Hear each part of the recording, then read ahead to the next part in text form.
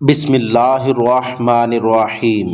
سلطان شمس الدین التمش بڑا نیک صفت اور اولیاء کرام سے بے پناہ عقیدت رکھنے والا اور احترام کرنے والا حکمران تھا۔ سلطان کی بڑے عرصے سے یہ خواہش تھی کہ شہر کے نزدیک پانی کا ایک حوض تعمیر کروایا جائے تاکہ شہر کے لوگوں کو پانی آسانی سے مل سکے، کیونکہ ان دنوں شہر میں پانی کی بہت زیادہ قلت تھی اور پانی کا حصول بہت مشکل تھا۔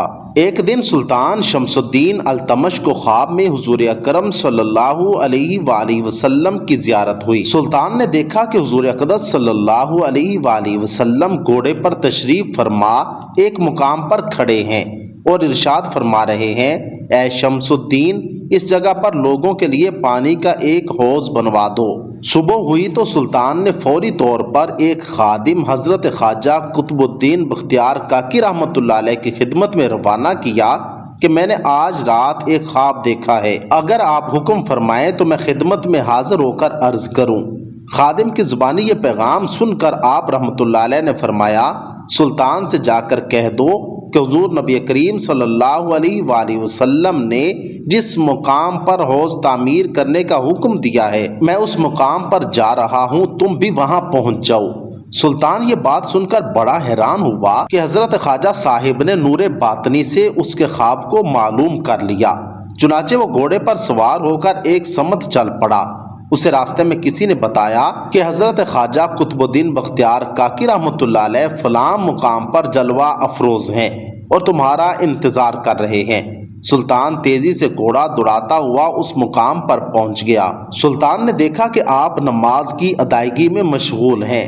نماز سے فارغ ہونے کے بعد سلطان آگے بڑھا اور آپ کے ہاتھوں کو بوسہ دیا۔ سلطان التمش نے جس مقام پر حضور نبی کریم صلی اللہ علیہ وآلہ وسلم کی خواب میں زیارت کی تھی، اس جگہ پر گھوڑے کے سم کے نشان صاف دکھائی دے رہے تھے اور وہاں پانی بھی تھا۔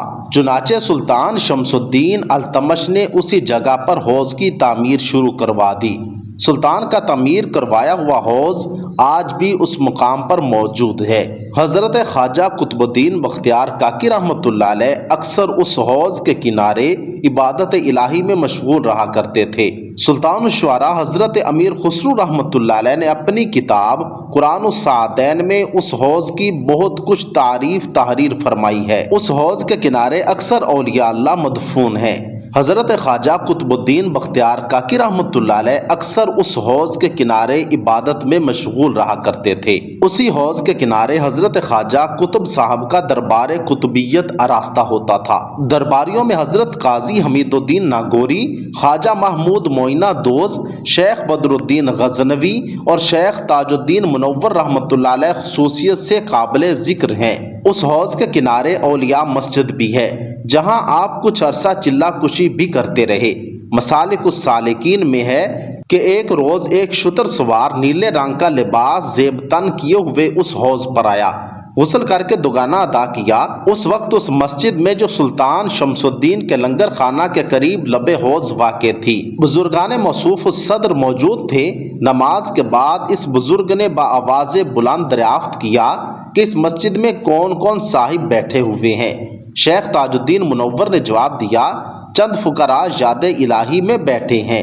اس نے کہا کہ میرا سلام حضرت خواجہ قطب الدین بختیار کاکی رحمۃ اللہ علیہ اور شیخ محمد عطا قاضی حمید الدین ناگوری رحمۃ اللہ علیہ کو پہنچا دو اور ان سے کہہ دو کہ خادم خاص ابو سعید دمشقی نے سلام عرض کیا ہے۔ جس وقت حضرت خواجہ قطب الدین بختیار کاکی رحمۃ اللہ علیہ نے ابو سعید دمشقی کا نام سنا، درویشوں کے ہمراہ ملاقات کے لیے دوڑے۔